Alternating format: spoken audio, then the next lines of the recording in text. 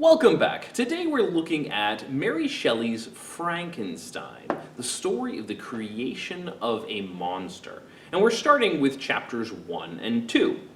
Now this is actually the second episode because there is a pre-section that comes before chapters 1 and 2, the letters 1 through 4. And we talked about that last time.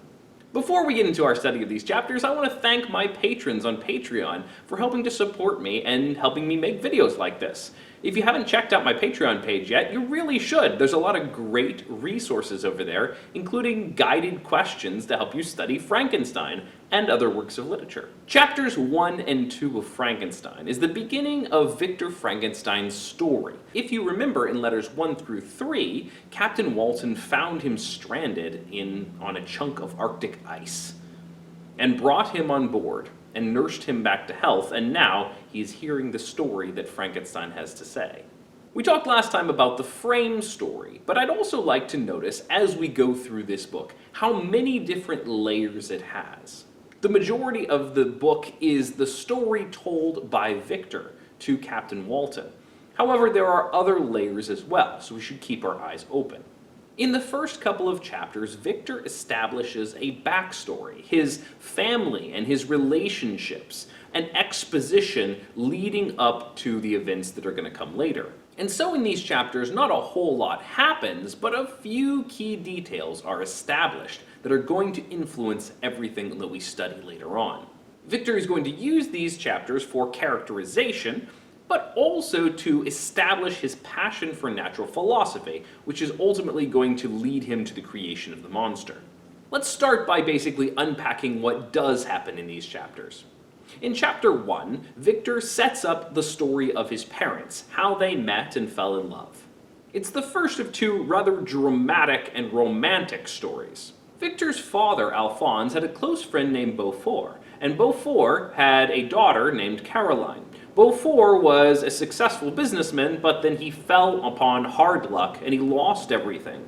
And to escape the embarrassment, he moved far away and lived by himself. However, his situation continued to decline, and supported only by his daughter, he withered away and died. Caroline Beaufort, having just lost her father, was on the brink of absolute destruction when in comes Alphonse Frankenstein. Alphonse had searched everywhere for his lost friend after his disaster, and finally finding him, arrived just too late to help support him, but not too late to rescue and take care of his old friend's daughter. A few years later, he and Caroline fell in love and married, in spite of the differences in their ages. They had their oldest child, Victor, and would eventually have two more. Both of Victor's parents are obviously very generous, very caring for others, as can be seen in their love story. And Caroline continued her service to others and reaching out to the poor and needy. Our second romanticized story comes as Caroline visits the poor around their home and finds living in this hovel in poverty is this beautiful child. Her name is Elizabeth Lavenza. She doesn't belong to the people who live in the hovel. She was just placed in their care. And so Caroline takes her in and adopts her. And she's treated as a niece to the family and as something of a pet to Victor. He saw her as something that belonged exclusively to him. Chapter 2 of the book spends the first half unpacking the relationship between Elizabeth and Victor, and also Victor's best friend, Henry Clerval. And Victor, to some extent, idealizes both Elizabeth and Henry. Elizabeth is described in all the most perfect ways. She is beautiful, she is loving, she is charming, she also brings the best out of everyone around her. Henry also is an excellent young man, and he in particular loves adventure, he loves excitement. He loves heroism, romantic chivalry. The two of them have a strong impact on Victor, who is the moodiest of the three. He has a passion for learning, and particularly for learning how things work, and the sciences of nature.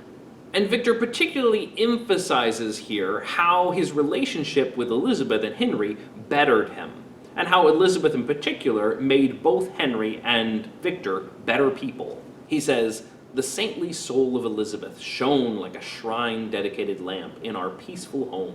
Her sympathy was ours. Her smile, her soft voice, the sweet glance of her celestial eyes were ever there to bless and animate us. She was the living spirit of love to soften and attract. I might have become sullen in my study, rough through the ardor of my nature, but that she was there to subdue me to a semblance of her own gentleness.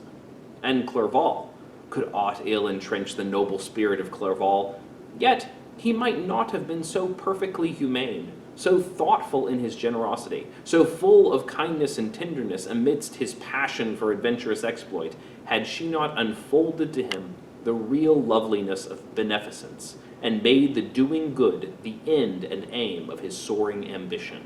And so emphasized here, as was already introduced in the previous section, is the importance of relationships. How getting close with other people to temper you and make you better. Victor has negative qualities that potentially could come out later on in the book, but as long as he is surrounded by Henry, who pushes him towards nobility, and Elizabeth, who gentles and softens him and draws him out of his sullenness, he's going to be okay. In fact, he's going to achieve his highest potential.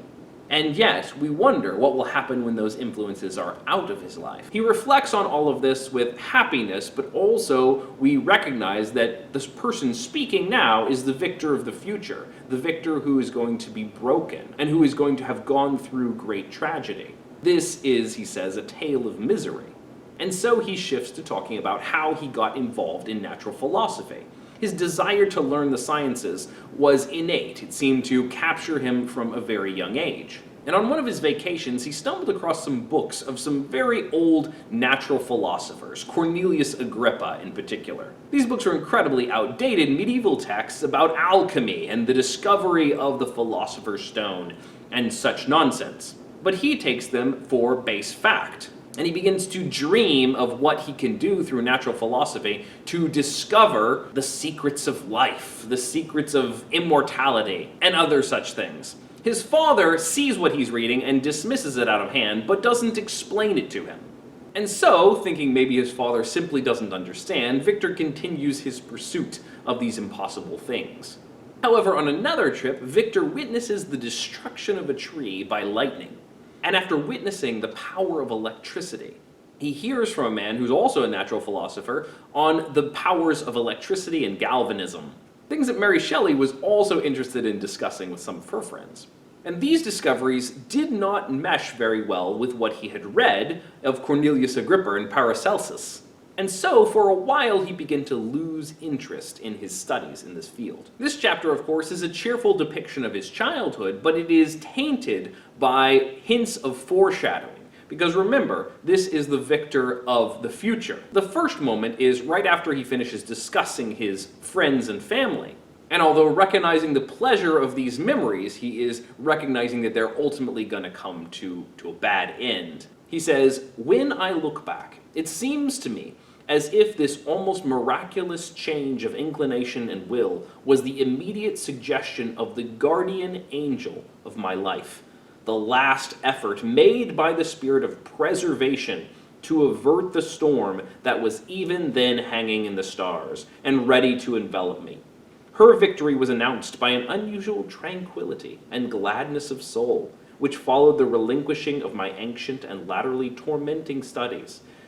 It was thus that I was to be taught to associate evil with their prosecution, happiness with their disregard. It was a strong effort of the spirit of good, but it was ineffectual. Destiny was too potent, and her immutable laws had decreed my utter and terrible destruction." This is a remarkable passage because here Victor is suggesting that some supernatural force, in the very romantic kind of vision, is pulling him back from the destruction that he is veering towards. By studying natural philosophy, he's ultimately going to pursue the creation of life, which is going to pursue him to create the creature, and we all know how that's going to end. And here's this moment where he has a chance to take a different path. Oh, if only he had continued to veer away from natural philosophy. But also notice that in this moment, he specifically puts the weight of responsibility not on himself, but on some kind of higher destiny. Oh, my destiny had set me out for this destruction, rather than actually taking responsibility for his actions. Now, this bodes poorly for his future. After all, as we go forward in this book, look at the way he takes or fails to take responsibility and how that will impact the kind of things that happen to him as the book carries on. We'll pick up next time in chapters 3 and 4 as we see where his studies are going to lead him and what will happen when he separates himself from the positive influences in his life. Thanks for watching. You can click to subscribe or to follow a link to my Patreon channel, where you can find more resources on Frankenstein and other works of literature. And I'll see you next time. Bye-bye.